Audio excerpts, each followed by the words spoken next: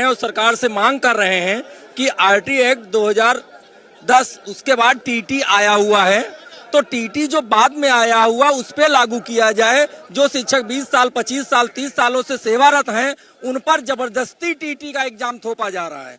हम ये मांग करते हैं एग्जाम किस लिए थोपा जा रहा है? क्यों उस समय जिस सरकार की जो सेवा शर्तें थी उन सभी सेवा शर्तों को पूर्ण करने के बाद हम शिक्षक बने हैं, ऐसे शिक्षक नहीं बने हैं।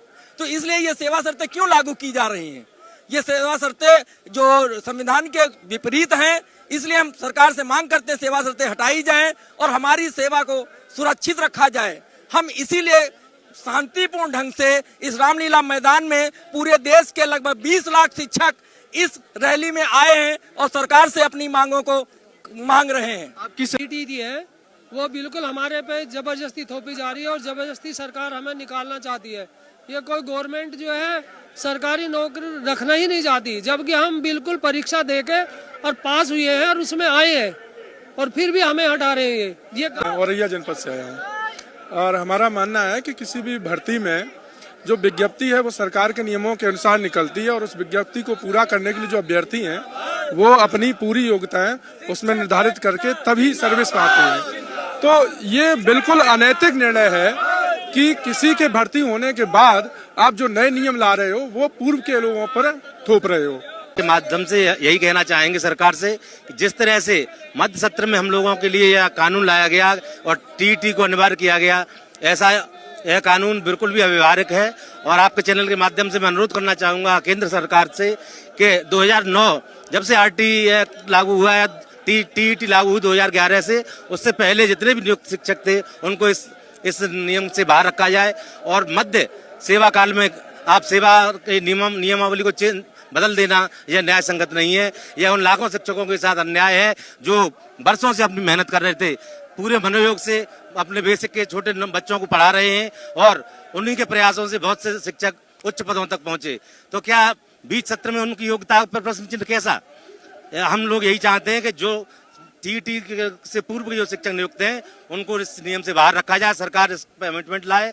और माननीय सुप्रीम कोर्ट से भी मैं आग्रह करूंगा कि मानवीय दृष्टिकोण अपनाते हुए हम सब के लिए इस टीटी की छूट दिया जाए।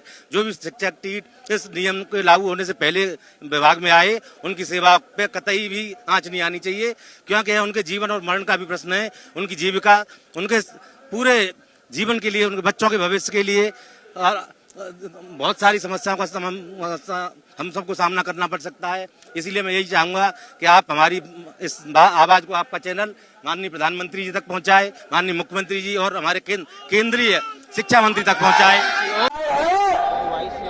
कि काला कानून का खात्मा हमको इस मैदान से करना है, इसलिए आए हैं ना, इसलिए आए हैं ना। इसलिए अगर आप टैक्स से मुक्ति चाहते हैं तो एक बार मेरा समर्थन करिए, दोनों हाथ उठा करके। मैं आग्रह करूंगा सभी साथियों से, दोनों हाथ उठा करके, जो कुर्सी में बैठे हैं उनसे भी और जो बाहर खड़े हैं उनसे भी समर्थन करिए।